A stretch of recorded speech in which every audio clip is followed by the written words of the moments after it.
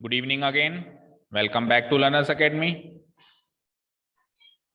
चलिए इस सेशन में हम क्या करेंगे, पर्टिकुलर सॉल्यूशंस निकालेंगे of what, differential equations of which type, linear differential equations. ठीक है, तो पूरी तरीके से बैंड बजेगी मतलब इस सेशन में, क्योंकि बैंड तो पहले ही बजी रही थी और पर्टिकुलर सॉल्यूशन ने एक मसाला और डाल दिया, मतलब हमारा काम कम नहीं था तो और बढ़ा दिया इसने, है ना। पर्टिकुलर सॉल्यूशंस निकालने का तरीका मैं कई बार बता चुका हूं, हर एक्सरसाइज में निकालते हैं। क्या करना होता है, हमको सी सहित इक्वेशन को सी रहित इक्वेशन बनाना होता है, आर्बिट्रेरी कांस्टेंट को एलिमिनेट करना होता है with the help of this given information. तो प्रोसेस क्या रहेगा, पहले तो वो का वही काम करो, जनरल सॉल्यूशन तक का वो हो जाए, उसके बाद वैल्यूज पुट अप करके एलिमिनेट करो। चलिए तो मैं लिखता हूं डिफरेंशियल इक्वेशन 13th वाली रीड आउट करते हैं। dy by d x plus 2y tan x equal to, ये यहीं तक इक्वेशन है ना, ये कॉमा लग रहा है, यहां तक ये इक्वेशन है। dy by d x plus 2y tan x equal to what, sin x। बोलो क्या है, dy by d x 2y tan x equal to sine x। तो dy बाई डी एक्स से तो ऊपर y रखूंगा मैं, y को तो इधर ही रखूंगा और इधर ही है ये, तो ये ऑलरेडी बनी बनाई स्टैंडर्ड फॉर्म है। बनी बनाई स्टैंडर्ड फॉर्म है तो कुछ छेड़छाड़ करने की जरूरत ही नहीं बची। बोलो बोलो p की वैल्यू क्या दिख रही है, 2 tan x, एंड q की वैल्यू क्या दिख रही है, sin x। p and q both are functions of x, साफ साफ दिख रहा है। चलिए निकालते हैं integrating factor, e to the power integration अब की बार p dx, बहुत देर हो गई हम p dy कर रहे थे, वापस आ गए p dx। तो p की वैल्यू 2 tan x dx, तो सॉल्व करते हैं। 2 तो 2 ही रहेगा और tan x का इंटीग्रल क्या होता है, यस। अब e से log काटने की बड़ा मन कर रहा है कि काट दूं काश, पर ये 2 बीच में आ रहा है, 2 आड़े आ रहा है, 2 को भगाओ तो क्या हो जाएगा, बस e और log के बीच में जो आएगा उसको हम हटा देंगे।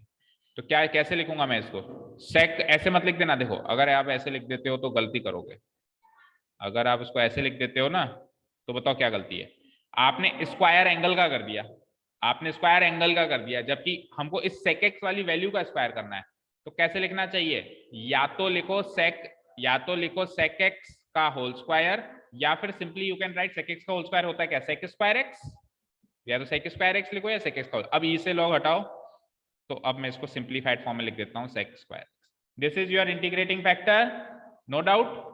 चलो नेक्स्ट बोल दो जरा, y into integrating factor equal to q into integrating factor into dx plus c। This is your general solution, पहले वही निकालेंगे पर्टिकुलर सॉल्यूशन वाले क्वेश्चन में भी।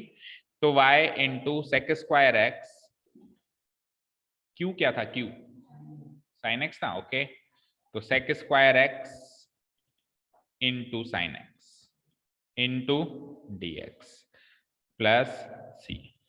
तो sec square x into sine x को थोड़ा सा सॉल्व करते हैं। तो सेक स्क्वायर एक्स क्या होता है, वाई सेक स्क्वायर एक्स। हाँ देखो सेक स्क्वायर एक्स में से एक काम करो, एक सेक एक्स तो रहने दो और एक सेक एक्स को साइन एक्स से मल्टीप्लाई करो, समझ आया भाई, एक सेक एक्स तो रहने दो और एक सेक एक्स को साइन एक्स से मल्टीप्लाई करो। तो सेक एक्स क्या होता है, 1 बाई कॉस एक्स, तो sine x by cos x, sine x by cos x becomes, हो गया काम हमारा। तरसती हैं आंखें तो ये सब देखिए नजारा देखने के लिए, sec x tan x plus c. तो सेक एक्स टेन एक्स का इंटीग्रल बोल दो जल्दी से, सेक एक्स प्लस सी। तो सेक स्क्वायर एक्स से डिवाइड करा देता हूं मैं सबको, या तो पहले डिवाइड करा दो और या फिर पहले पर्टिकुलर सॉल्यूशन निकालो, जैसे भी आप चाहो। बोलो कैसे करोगे, पहले डिवाइड कराएं, पहले डिवाइड कराएं, ओके। तो y equal to sec x से सेक स्क्वायर एक्स डिवाइड होगा तो क्या हो जाएगा, 1 by sec x. 1 by sec x क्या होता है, कॉस एक्स होता है भाई। सेक एक्स से सेक स्क्वायर एक्स डिवाइड हुआ तो एक सेक एक्स नीचे बचा, नहीं समझ आया क्या, सेक स्क्वायर एक्स, तो ये एक सेक एक्स नीचे बचा, तो 1 बाय सेक एक्स क्या होता है, cos x, cos x plus c से सेक स्क्वायर एक्स डिवाइड हुआ तो I can write it c cos square x. भाई नीचे सेक स्क्वायर एक्स लिखूं इससे बढ़िया ऊपर कॉस स्क्वायर एक्स लिखूं, मतलब c into cos square x, fine, okay. चलो this is your general solution, आपको बकायदा लिखना पड़ेगा कि this is the general solution of the given differential equation, but in this question we are required to find what, particular solution. Particular solution में आपको values put up करनी है। y 0 है और x कितना है, pi by 3। y 0 x equal to pi by 3। So let's put this values. तो y की वैल्यू तो रखनी है 0 इक्वल टू कॉस, x की वैल्यू रखनी है pi by 3 plus c multiplied by cos square pi by 3। Fine. तो 0 equal to what is cos pi by 3, 1/2 plus c into cos pi by 3 1/2, 1/2 का square 1/4। तो 1/2 को इधर भेज दो, तो ये -1/2 की वैल्यू हो गई c/4। क्या क्या क्या क्या 3 का स्क्वायर नहीं होगा, ठीक है। हाँ चलो, तो 2 से 1, 2 से 2, तो c -1 की वैल्यू c/2, तो c की value -2। Let's put this value in general solution. We will get, क्या था general solution, y equal to cos x था ना यहाँ पे, plus c into cos square x था, तो c की वैल्यू आ चुकी है -2, तो -2 इंटू कॉस स्क्वायर एक्स लिखूंगा, तो इसको थोड़ा सा अरेंज करके लिख देते हैं। तो answer is final general solution, particular solution है अब हमारे पास -2 कॉस स्क्वायर एक्स। ठीक है, जिसको मैं और सॉल्व करें थोड़ा सा, यही आंसर आ रहा है। 1 - 2 cos x क्या होता है वैसे,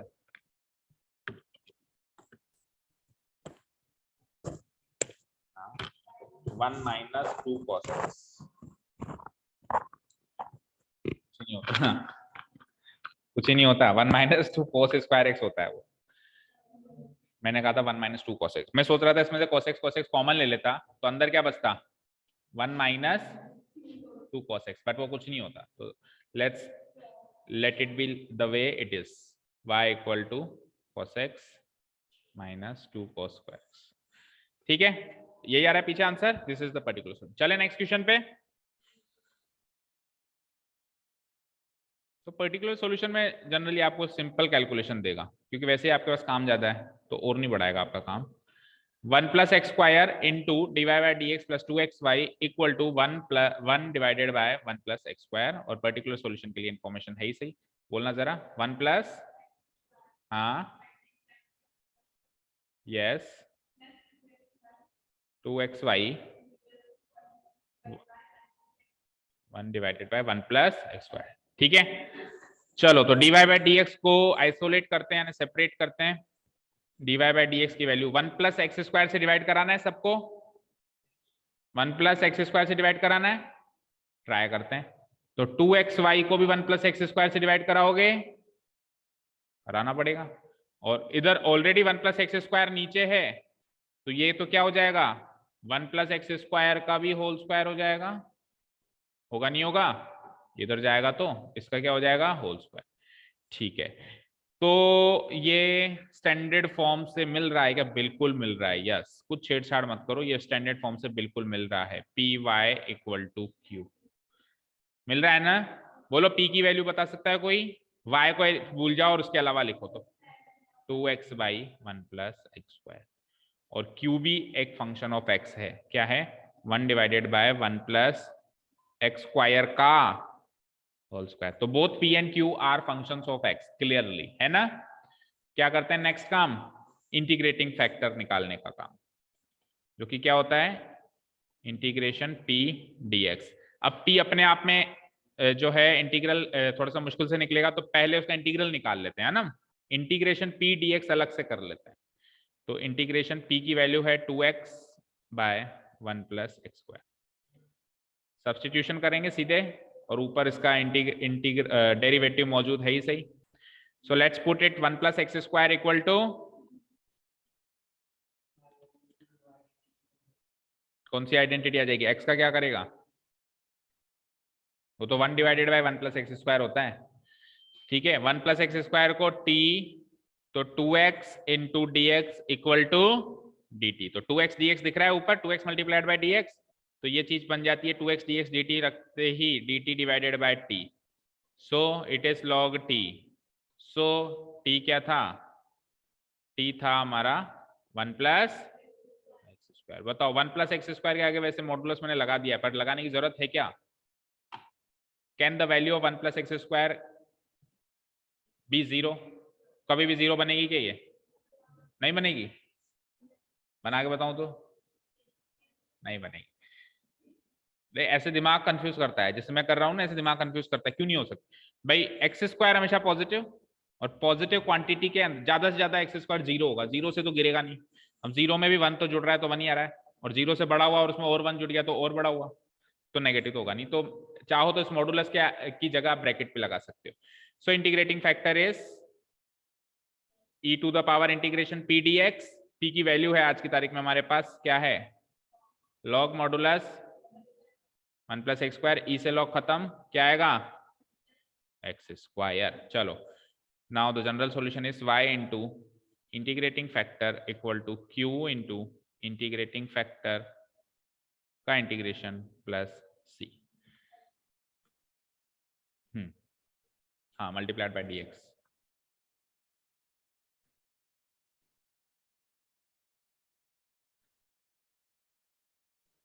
ठीक है, ओके, चलें आगे। तो y into what is integrating factor? Janak and प्रगत प्रियांशी, आप लोग साथ के साथ नोट डाउन नहीं करते हैं? कौन कर रहा है? मेरे को तो नहीं दिख रहा। घर पे सॉल्व करके देखते हो, ठीक है। देखो, हर एक चीज के कुछ फायदे हैं और कुछ नुकसान है। आप घर पे सॉल्व कर रहे हो तो उससे फायदा ये है कि अब आप बिल्कुल डिफरेंट न्यू, बिल्कुल नए तरीके से आप स्टार्ट करोगे, फ्रेश स्टार्ट करोगे ना। और आप लोगों ने यहाँ नोट कर लिया तो शायद आप जरूरी नहीं समझोगे कि घर जाके देखें। अगर टाइम मिलेगा तो देखोगे, नहीं तो आप उसको लेट इट बी, है ना। इसके फायदे ये हैं, लेकिन अब इसके नुकसान सुनो। कुछ फायदे इनको भी हो रहे हैं। इनकी स्पीड बन रही है, ठीक है, क्योंकि इनको पता है सर अभी अगला क्वेश्चन शुरू कर देंगे, तो उनको इसी उस सर की स्पीड के साथ ही चलना है, प्लस सर की स्पीड के साथ ही दिमाग भी चला के सॉल्व भी करते जाना है। वो आपके साथ नहीं हो रहा है, तो दोनों का कॉम्बिनेशन बैलेंस करो, ठीक है ना। कुछ क्वेश्चन सॉल्व भी करो, कुछ क्वेश्चन घर के लिए भी रखो, और आप भी दोनों बैलेंस करो। ऐसा नहीं है कि यहाँ नोट कर लिया तो घर जाके नहीं करना है। घर जाके भी चाहे पूरे नहीं कर पा रहे हो, कुछ क्वेश्चन नोट कर लो कि यार ये क्वेश्चन मैं घर जाके करूंगी, ये अच्छा लगा मुझे क्वेश्चन, ये इंटरेस्टिंग लगा, इस तरीके। क्या? वो तो सबसे अच्छा है। अगर यहां करके और फिर फेयर कर रहे हो, वो सबसे अच्छा है। अगर यहां कर रहे हो तो स्पीड भी बन गई, और घर जाके फेयर कर रहे हो तो खुद से भी करके देख रहे हो, बट फिर उतना टाइम होना चाहिए आपके पास, ठीक है। इंटीग्रेटिंग फैक्टर क्या था? 1 plus x square. Okay, Q क्या था? ये बड़ा भयानक था, लेकिन इस भयानक की अब अपन बजा देंगे बैंड। कैसे? ये लो, ये 1 प्लस एक्स स्क्वायर से कट गया स्क्वायर, हो गया काम तमाम इसका dx। तो शुरू में हमको लग रहा था कि ये क्या क्वांटिटी आने वाली है, बट एक तो क्वांटिटी कट गई, एक पावर कट गई, समझ आया ना। 1 प्लस एक्स स्क्वायर का होल स्क्वायर था, लेकिन जैसे इंटीग्रेटिंग फैक्टर से मल्टीप्लाई कराया तो एक पावर खत्म। क्या बचा? y into 1 plus x square. तो यहाँ ये तो सिंपली यार dx divided by 1 plus x square है। मतलब कई जन्म लेने पड़ते हैं ऐसे नजारा देखने के लिए, तो आंखें तरस जाती हैं। मतलब बोर्ड में ऐसा क्वेश्चन दिख जाए जिसमें टेन इनवर्स एक्स का इंटीग्रल करना पड़े, हमको डेरिवेटिव करना पड़ेगा, प्लस सी। ओके, तो क्या 1 प्लस एक्स स्क्वायर से डिवाइड करोगे? मेरे हिसाब से तो मत कराओ, यही जनरल सॉल्यूशन मानो एक बार के लिए, और अब पर्टिकुलर सॉल्यूशन की तैयारियां करते हैं।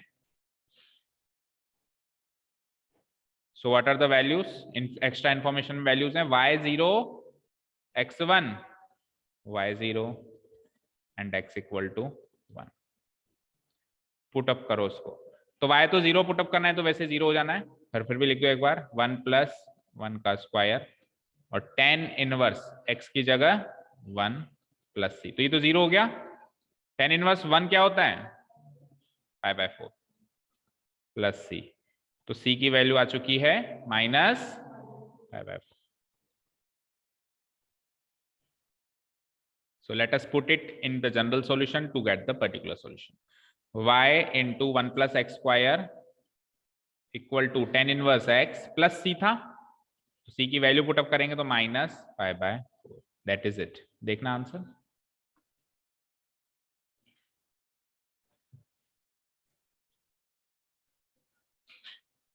ठीक है ना। 1 प्लस एक्स स्क्वायर से डिवाइड थोड़ा ना कराया। ओके, चले नेक्स्ट क्वेश्चन पे। कोई डाउट नहीं है? नेक्स्ट क्वेश्चन, और इस कैटेगरी का लास्ट क्वेश्चन है ये, फिर न्यू कैटेगरी शुरू हो रही है। 15 क्वेश्चन देखते हैं। dy by d x minus 3y cot x equal to sine 2x है, तो y इक्वल टू 2, और ये पुटअप करना है। चलो इक्वेशन बोल दो एक बार, बोलना। हाँ, cot x साइन 2x। चलिए, तो dy by d x minus 3y cot x equal to sine 2x रखी रखा इक्वेशन मिल गई। dy by d x plus p y equal to q से कंपेयर करते हैं। द वैल्यू ऑफ t बोलो minus 3 cot x, yes, and the value of q बोलिए sine 2x। Integrating factor निकालते हैं, e to the power integration p dx, e to the power p की value minus 3 cot x dx। करना integration, तो minus 3 तो as it is बाहर निकाल दिया मैंने। cot x का integration log sin x, log sin x। बड़ा मन कर रहा है इसे log काटने का, माइनस 3 का कुछ ना कुछ करना पड़ेगा। क्या करना पड़ेगा? log sin x की पावर माइनस 3, तो sin x की पावर माइनस 3 का मतलब cosec x की पावर 3 हो जाएगा। यस और नो? बोलो प्रगति। sin x की पावर माइनस 3 जब करेंगे तो इसको क्या लिख सकते हो? 1 डिवाइडेड बाई साइन एक्स की पावर 3, और 1 डिवाइडेड बाई साइन एक्स का क्यूब, दैट मीन्स यस। अभी बताते हैं ग्रुप में, वेट करो थोड़ा, है ना। cosec क्यूब एक्स होगा ना, अभी इसे लॉग कट गया, तो cosec cube x is your integrating factor. चलो, तो general solution will be y into integrating factor q into integrating factor dx plus c, y into cosec cube x, q क्या था? sin x, sin 2x, okay. sin 2x को ऐसे लिख दूं, 2 sin x cos x, ठीक है। और integrating factor क्या है? cosec क्यूब x, इस पूरे का चाहिए इंटीग्रेशन। चलो, तो ये हो जाएगा y cosec क्यूब x। चलो यहां देखो कुछ कटा क्या? cosec cube x,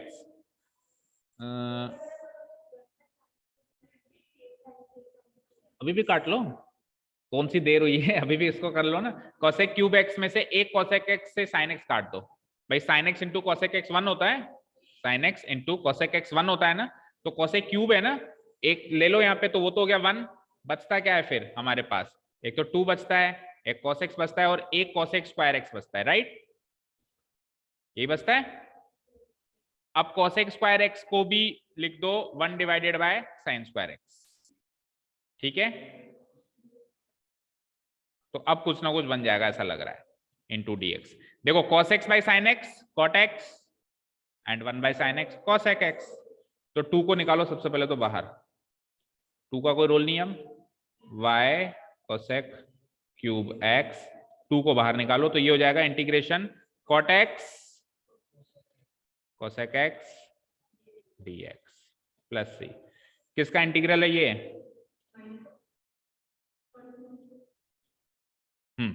cot x cosec x किसका?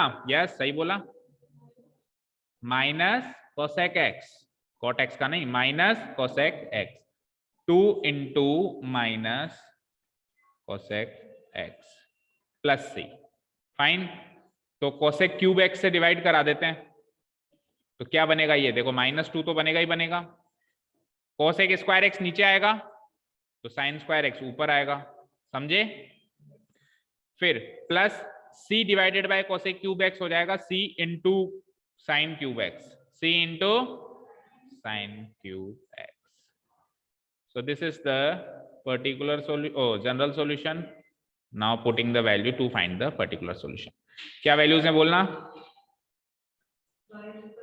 y2 x pi by 2, y2 and x pi by 2। तो पुटअप करते हैं, y की वैल्यू तो 2 और x की value pi by 2, sine square pi by 2 plus c into sine cube pi by 2 है ना, साइन क्यूब पाई बाय 2। ठीक है जनक, पाई बाय 2 का भी क्यूब करेगी? नहीं करेगी ना, ठीक है। 2 equal to -2 sine pi by 2 1, 1 का square 1 plus c into again 1 का क्यूब 1। सो सिंप्लीफाई कर देते हैं, 2 ये -2 इधर बुला लो तो 2 + 2 4 हो गया,4 इक्वल टू सी या c इक्वल टू 4 कैसे भी लिख लो, c की वैल्यू यानी कि 4 आ गई। पुट अप कर दो। नाउ जनरल सॉल्यूशन बोलो। ओ हाँ, जनरल सॉल्यूशन क्या था, y equal to -2 sine square x, आगे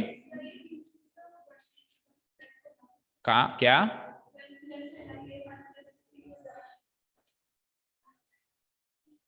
अब देखो बोर्ड मास, कुछ बोर्ड मास नाम की चीज होती है गणित में।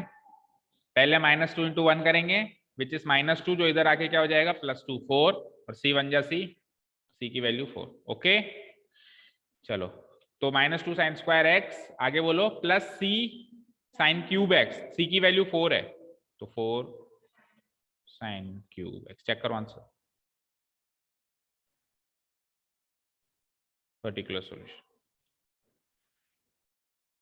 एग्जैक्टली मैच हो गई। ज्यादा से ज्यादा हो सकता है कि पॉजिटिव टर्म पहले रख दियो, 4 sine cube x -2 sine square x। जाओ अभी बताते हैं ग्रुप में। मिसलेनियस सॉल्व कर रखी है आप लोगों ने साथ के साथ? नहीं कर रखी? कितने क्वेश्चन हैं?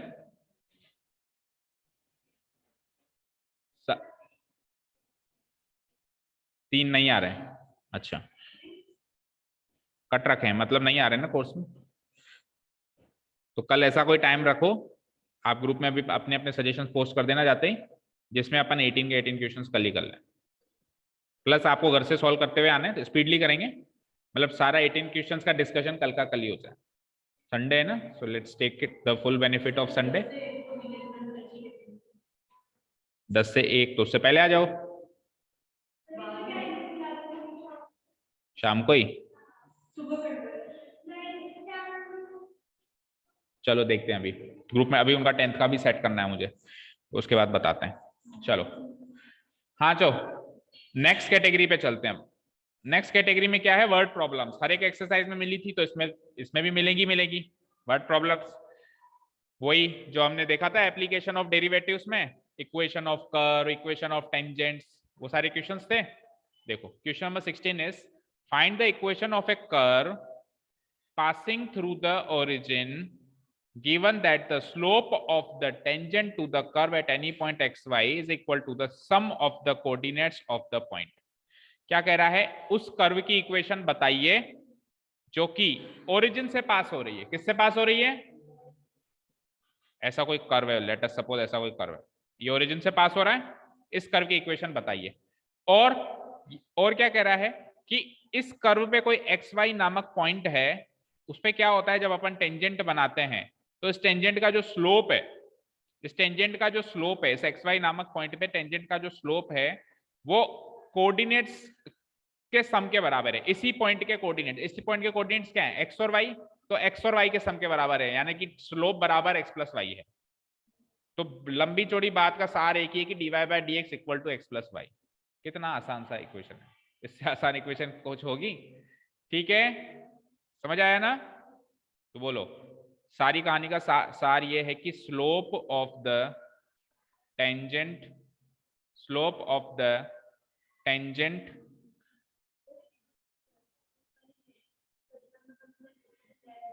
अभी भी लिखना है, लिखो लिखो लिखो, लिखना तो है, एग्जाम में तो लिखना ही पड़ेगा। देखो it is given that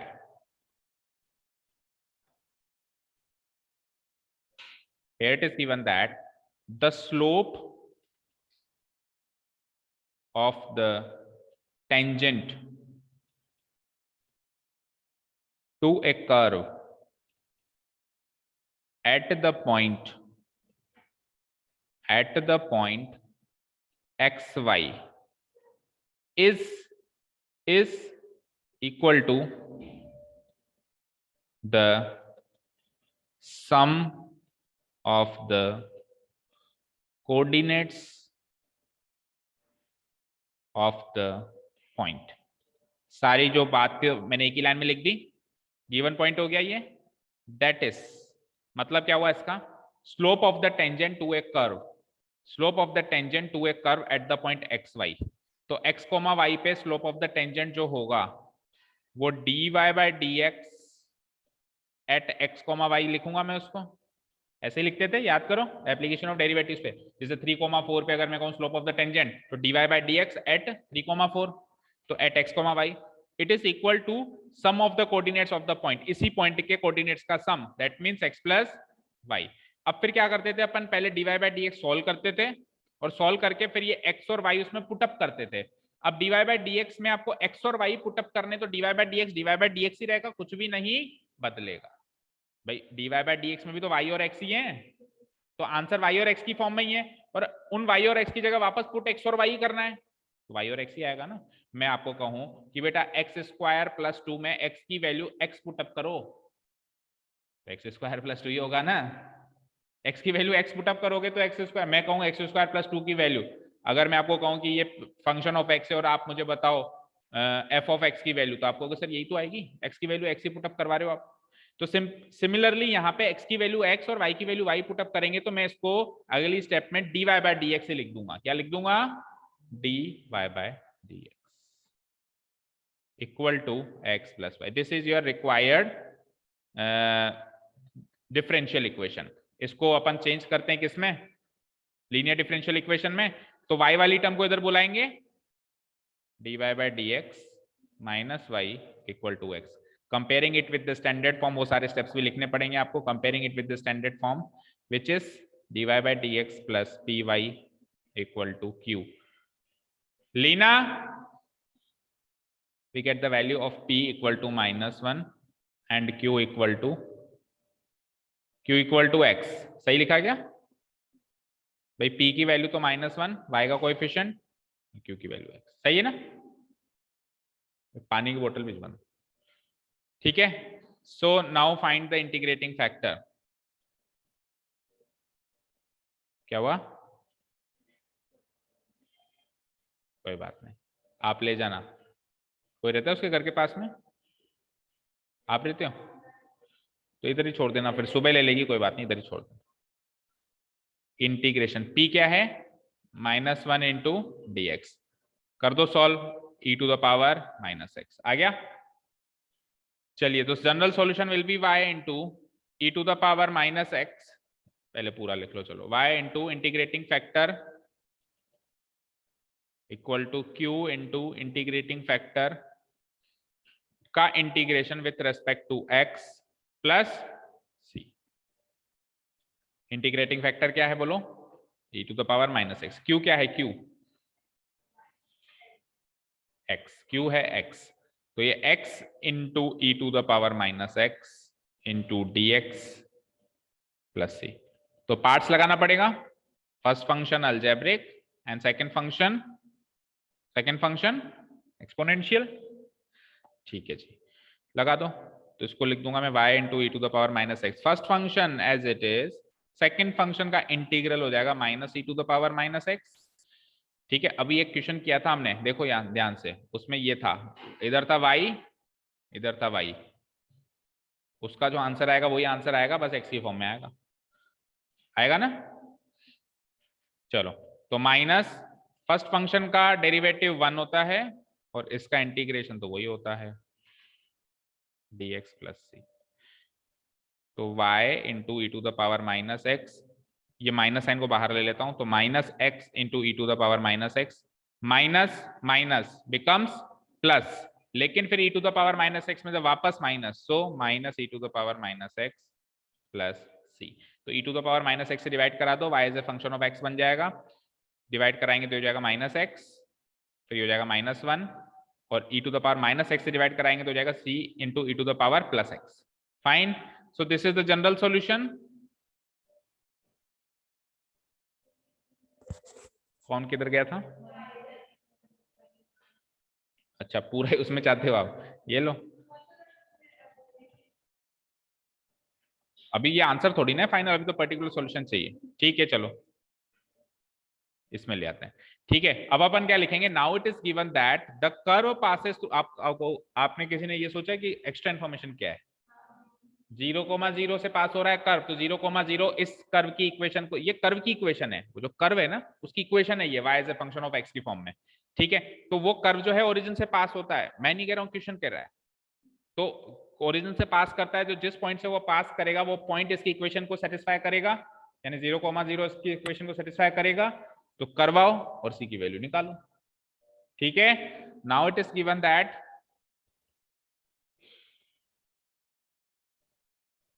the curve passes through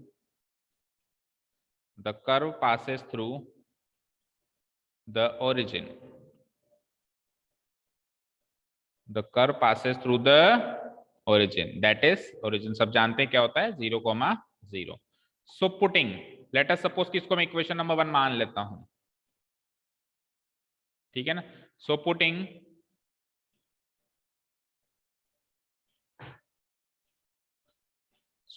x, y equal to 0,0 in equation 1, we get चलो equation 1 becomes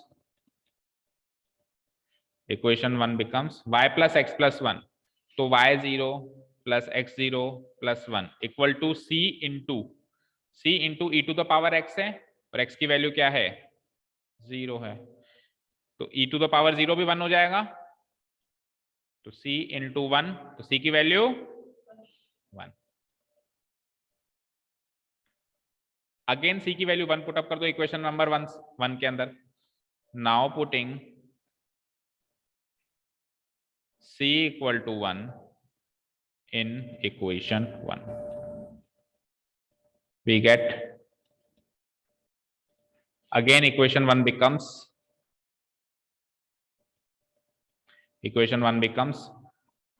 y plus x plus 1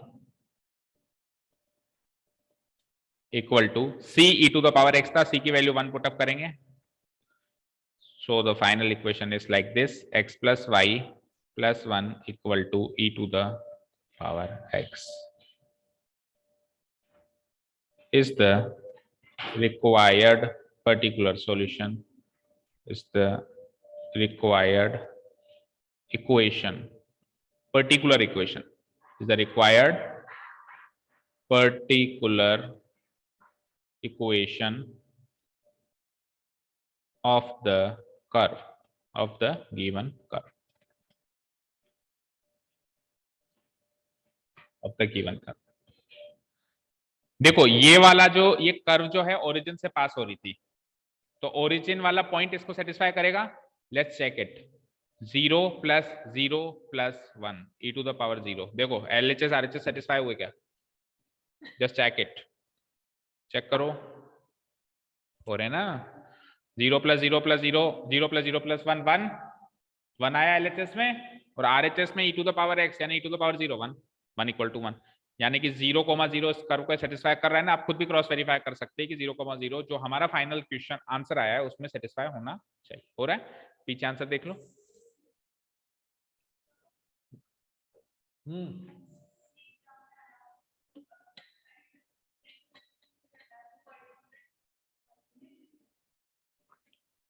देखो जब भी वर्ड प्रॉब्लम होती है ना, पहले भी देखा हमने, उससे पहले भी देखा, हमेशा पर्टिकुलर होती है।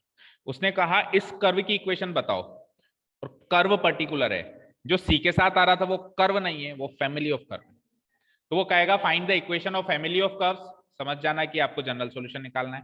वो कहेगा find the equation of curve, तो कर्व तो एक पर्टिकुलर कर्व है, you have to find the equation particular solution. ठीक है, ओके, सो लास्ट क्वेश्चन है ना, लिटरली तो लास्ट क्वेश्चन है, फिर वो छोटे मोटे तो होते ही हैं फॉर्मेलिटी के तौर पे, कभी कभी उसमें भी लेकिन भयंकर निकल आते हैं।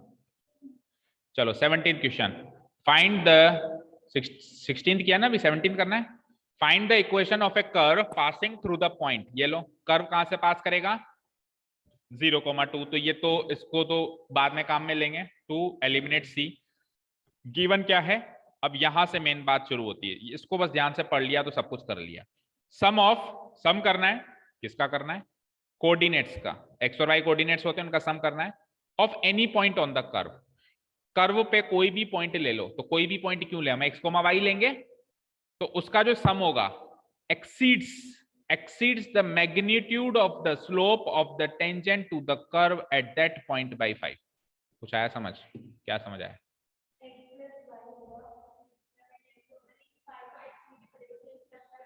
x प्लस वाई एक्सीड कर रहा है, तो वो +5 x + 5 में होगा या dy बाई dx में होगा? dy बाई dx में होगा। जैसे मैं कहूं x y से 5 एक्सीड करता है, तो x बराबर y + 5 होगा। x बड़ा है किससे? y से। कितने से बड़ा है? एक्सीड करने का मतलब होता है बड़ा होना। तो x y से एक्सीड करता है 5 से, दैट मीन्स x बराबर y + 5। यहाँ पे कौन किसको एक्सीड कर रहा है? सम ऑफ द कोऑर्डिनेट एक्सीड कर रहा है स्लोप को कितने पॉइंट से? 5 पॉइंट से। ठीक है, क्लियर? ओके। और मैग्नीट्यूड से कंफ्यूज मत हो ना, मैग्नीट्यूड का मतलब होता है वैल्यू, तो स्लोप की वैल्यू, तो स्लोप की वैल्यू जो भी है उसमें +5 करना है। स्लोप की वैल्यू हमारे लिए तो dy बाई dx ही है, ठीक है ना। तो अब मैं इसमें स्टेप्स नहीं लिखवा रहा हूं, इसमें मैं फाइनली इक्वेशन बना रहा हूं। सम ऑफ द कोऑर्डिनेट्स एक्सीड्स की जगह इक्वल टू का साइन लगा सकते हो, magnitude of dy by dx at that point, तो वो पॉइंट मान लेता हूं x, y, और कितने से? 5 से। इसको सिंप्लीफाई करेंगे तो x + y dy by dx at x, y वही आएगा dy बाई dx। ये पहले समझा चुका हूं क्यों होता है ऐसा, क्योंकि x, y में x, y पुटअप करना है, तो अगेन dy बाई dx ही लिखूंगा उसको मैं +5। इसको थोड़ा सा सीधा करके लिख दें तो dy बाई dx की वैल्यू हो जाती है, 5 को उधर भेज दूं मैं x + y के पास में, ऐसे हो जाती है। और अब किसको बुला लूंगा? y को बुला लूंगा, तो dy by dx minus y equal to what? x - 5। Compare कर लेते हैं हम, तो dy by dx plus p y equal to q। बोल दो p की वैल्यू तो -1 एंड q की वैल्यू x - 5।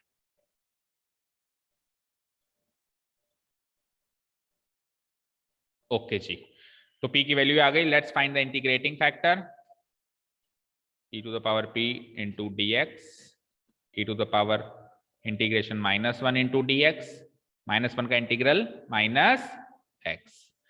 चलो जी, तो y into integrating factor equal to q into integrating factor into dx का इंटीग्रेशन प्लस c। ठीक है, ठीक है ना। ज्योमेट्रिकली समझ में आया ना क्वेश्चन? देखो एक कर्व है, उस कर्व पे कोई भी एक पॉइंट है, लेट अस से ये पॉइंट है, तो इस पॉइंट पे जो स्लोप ऑफ टेंजेंट है, ठीक है, इस पॉइंट पे जो स्लोप ऑफ टेंजेंट है, उस स्लोप में मैं जब 5 जोड़ता हूं, उस स्लोप में मैं जब अब 5 ऐड करता हूं, तो इसी पॉइंट के कोऑर्डिनेट्स का सम मिलता है। ठीक है ना, ज्योमेट्रिकली इस सिचुएशन का मीनिंग ये है। बट हमको फिगर बनाने की जरूरत नहीं है, क्योंकि उसका कोई सिग्निफिकेंस नहीं है। वो फिगर बनाऊंगा तो फिगर कुछ कंट्रीब्यूट नहीं कर रहा क्वेश्चन के लिए, इसलिए नहीं बनाएंगे। अभी 3D व्रीडी में तो सब कुछ बनाना पड़ेगा नेक्स्ट चैप्टर से, है ना। चलो, तो y into integrating factor is -x, q कितना आया था? x - 5 into e to the power -x का इंटीग्रेशन करना है with respect to x plus c। बस अब आपको ये सोचना है कि इसका इंटीग्रेशन कैसे करें, बताइए। तो उसको अलग अलग कर दो, integration x into e to the power -x अलग कर दो, और -5 into integration of e to the power -x dx भी लगाओ यहाँ पे, इंटू dx, फिर -5 अलग कर दो, integration e to the power -x dx plus c। समझ आया ना? मल्टीप्लाई करा दिया e to the power -x को, पहले x से और फिर 5 से, तो ये पार्ट से हो जाएगा और वो इजीली हो जाएगा। तो ये हो जाता है y into e to the power -x। चलो इसको पार्ट से सॉल्व कर दो, तो फर्स्ट फंक्शन यही रहेगा एंड सेकंड फंक्शन एक्सपोनेंशियल बनेगा। First function as it is, e to the power -x का कितनी बार कर लिया? -e to the power -x, फिर माइनस इंटीग्रेशन ऑफ x का डेरिवेटिव 1 इंटू कॉपी पेस्ट इसका इंटीग्रेशन। ठीक है, ये तो हो गया पार्ट्स वाला काम। अब आगे क्या है? -5 और e to the power minus x का integration minus e to the power minus x plus c. सारे टर्म्स देख लो, मैच कर लो, प्लस माइनस साइन सही है ना? कोई कंफ्यूजन हो तो पूछ लो। सही है? Okay. So y into e to the power minus x, ये माइनस साइन बाहर निकालता हूं तो minus x into e to the power minus x. अब माइनस साइन काउंट करो अंदर, माइनस माइनस प्लस होगा, लेकिन फिर e to the power minus x का इंटीग्रल करोगे तो अल्टीमेटली माइनस होगा। ठीक है, -5। अब इधर भी सुनो, इधर भी -5 है और माइनस है तो अल्टीमेटली प्लस, लेकिन फिर इसका इंटीग्रेशन करोगे, नहीं इंटीग्रेशन क्यों करोगे, इंटीग्रेशन करना ही नहीं है ना, इंटीग्रेशन थोड़ा ना करना है इसका, तो फिर ये तो सिंपली क्या हो जाएगा, +5 e to the power minus x plus c. तो ये दोनों सॉल्व हो जाएंगे ना, minus e to the power minus x और +5 e to the power minus x. Solve करो। हाँ जी, -1 +5 करना है तो +4 e to the power minus x plus c. Dividing by e to the power minus x we will get, e to the power minus x से divide किया तो minus x, e to the power minus x से divide किया +4, e to the power minus x से divide किया तो c into e to the power x, पहले की तरह ही एक्स को इधर बुलाओ तो एक्स प्लस वाई, 4 को भी इधर बुला लो, equal to c e to the power x. But this is the equation of family of curves, not that particular curve. ये तो फैमिली ऑफ कर्व्स की इक्वेशन है। अब पुट अप कर दो। Now the curve passes through the point, it is given that the curve passes through the point 0, 2। So let's put x, y equal to 0, 2 in equation first. इसको equation first mark कर दूंगा मैं। तो equation first हो जाती है मेरी x plus Y, x है 0, y है 2, -4 इक्वल टू c तो पता लगाना है, और x है 0। तो 0 + 2 -4 इधर तो आ गया -2, और उधर हो गया c 1 जा c, c इंटू 1, तो c की वैल्यू क्या आ गई, माइनस। पुटअप करो, putting c equal to -2 in equation 1। Equation 1 थी मेरे पास x प्लस वाई -4, c की वैल्यू आ गई -2 into e to the power x। तो final equation is x plus y -4 -2 e to the power x। Check करो।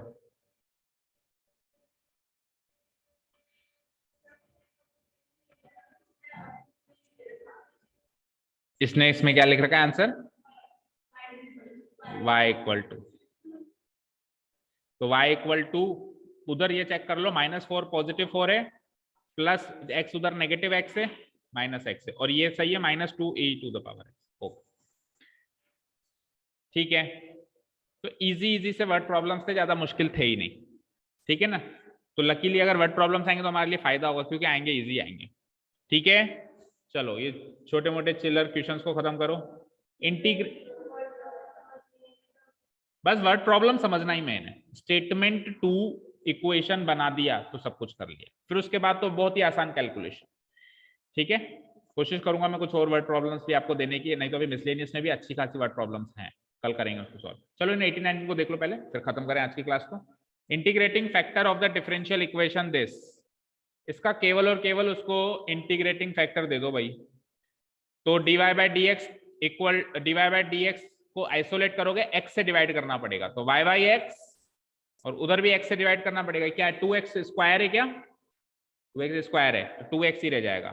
तो कंपेयर करते हैं dy/dx plus py equal to x, तो वैल्यू ऑफ p क्या हो जाएगी, -1/x, एंड q की वैल्यू हो जाएगी 2x, बट उससे मतलब ही नहीं है, p से ही काम होगा हमारा, तो इंटीग्रेटिंग फैक्टर बोल दो e to the power integration p dx, e to the power integration -1/x dx, क्या हो जाएगा, -log x, और -log x को क्या लिख सकते हो, log 1/x, इसे log गया, answer is 1/x, option number सी।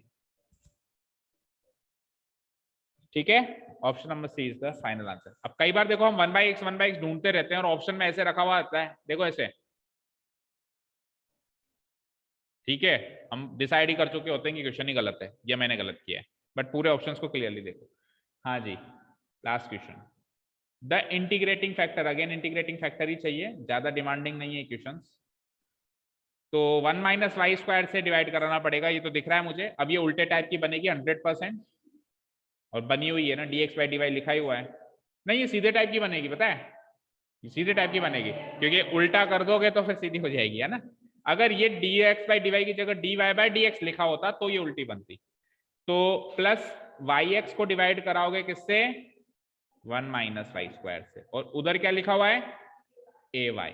थोड़ा ट्रांसपेरेंट कर देता हूं मैं इसको, देखो सॉल्व करो। तो अभी तो ये अलग अलग होने से रही, एक मिनट रुको, तो अब आप इसका रेसिप्रोकल भी कहां कर पाओगे, अभी तो इस फॉर्म में तो आप इसका रेसिप्रोकल कर ही नहीं सकते भाई, पहले इसको उधर भेजो, क्या, हाँ यहां पर भी होगा, 1 माइनस वाई स्क्वायर से यहां पर भी डिवाइड होगा। तो ये ऑलरेडी फॉर्म में, कुछ भी मत करो, ये ऑलरेडी उसी फॉर्म में, चेक करो, dx by dy plus p x equal to q, yes और नो। p की वैल्यू बोलो, x काट दिया तो क्या बचा, y divided by 1 minus y square, and q की वैल्यू ay। अब आप कहोगे सर इंटीग्रेटिंग फैक्टर चाहिए तो q की वैल्यू क्यों निकाल रहे हैं हम, ये मेक श्योर करने के लिए निकाल रहे हैं कि p and q are functions of y, है ना। अगर p and q are functions of y नहीं हो रहे हैं, बाय द वे ये फंक्शन ऑफ x हो रहे हैं, तो हमारा प्रोसीजर ही गलत है, फिर तो हमारा p भी गलत ही रहा होगा। तो ये मेक श्योर करने के लिए हमको q की वैल्यू भी लिख के देखनी है कि फंक्शन ऑफ y हो रहा है ना, ठीक है ना। ओके चलो, अब अपन मेक श्योर हैं कि ये सही है सब कुछ, इंटीग्रेटिंग फैक्टर निकालता, इंटीग्रेशन p dy, अब की बार इंटीग्रेशन p क्या है, तो फिर इसको अलग से सॉल्व करो, मतलब इंटीग्रेशन p dy को अलग से सॉल्व करो। तो इंटीग्रेशन p क्या है, y divided by 1 minus y square dy। देखो 2y चाहिए होगा, 2y चाहिए होगा ना, 2 इधर लगा दूं और 1/2 इधर लगा दूं, और माइनस भी चाहिए होगा तो माइनस इधर और इधर लगा दूं। तो कुल मिला के ये पूरी चीज जो है कुछ इस तरीके से दिखाई दे रही है, माइनस हाफ माइनस 2y। अब इसको t लेंगे तो ऊपर वाला इसका डेरिवेटिव है, तो मैं सिंपली इसका आंसर लिख सकता हूं -1/2 log modulus 1 minus y square. टीवी लेने के बाद आखिरी में यही बचेगा। अब लॉग को आइसोलेट करना पड़ेगा, आपको लॉग को अलग रखना पड़ेगा। कैसे करेंगे, -1/2 लॉग और 1 माइनस वाई स्क्वायर की पावर -1/2, राइट, और ये पूरा लॉग में, फिर क्या होगा बोलो, log 1 divided by 1 minus y square की पावर 1/2, फिर क्या होगा बोलो, लॉग 1 माइनस वाई स्क्वायर, यहाँ पे ना 1 माइनस वाई स्क्वायर का रूट। ठीक है जी, क्लियर है। अब इंटीग्रेटिंग फैक्टर क्या होगा, e to the power p, p की वैल्यू क्या आ गई, इंटीग्रेशन p dy क्या आ गया, लॉग रूट, अच्छा 1 डिवाइडेड बाई था, तो 1 divided by root 1 minus y square. ठीक है, तो सही करो उसको भी, फिर इट इज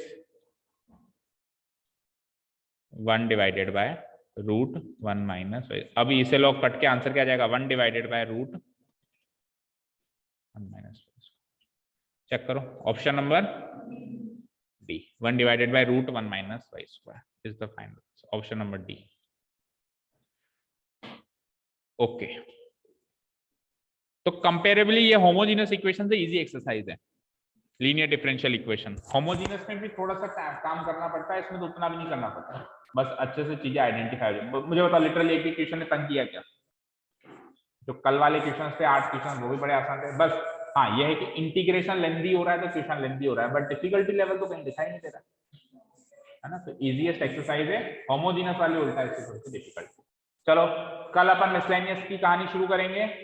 तो आपका कर्तव्य, आपका धर्म, सब कुछ यही कहता है, क्या कहता है कि मिसलेनियस सॉल्व करके आए कल। कुछ एक क्वेश्चन चाहे से सॉल्व ना करके आए तो देख के तो आए। ऐसा तो ना हो कि मैं क्वेश्चन पढ़ा रहा हूं और आप क्वेश्चन को ऐसे नजरिए से देख रहे हैं ये क्या चीज है, ऐसा तो नहीं हो कम से कम, है ना। रूबरू तो होके आए, फिर चाहे से सॉल्व हम करेंगे आप, ठीक है। कल मिसलेनियस करते हैं, मैं टाइम डालता हूँ अभी थोड़ी देर में, है ना, अभी थोड़ी देर में डालता हूँ। डिस्कस करूंगा 10th वालों से भी, उनका क्या टाइम रहेगा, सर से डिस्कस करूंगी उनका 10th का टाइम क्या है, फिर सारा संतुलन बिठा के आपको बता दें। आपका कुल मिला के 10 to 11 नहीं 10 to 1 फिजिक्स का टेस्ट है ना, उससे पहले क्यों नहीं बुलाए, रीजन क्या फिजिक्स को रट्टा मारना पड़ता है, बिल्कुल से रट के बिल्कुल ऐसे बैठना है। अभी पढ़ो थोड़ा बहुत, पूरे साल भर पढ़ाई करिए बेटा, ठीक है ना। तो जैसे टाइम सेट होगा बुलाएंगे, ऐसा मत कहो कि पहले मत बुलाना बाद में बुलाना, जैसे भी टाइम सेट होगा उसको बुलाएंगे। Okay, thank you so much for listening to us, have a nice day, keep learning and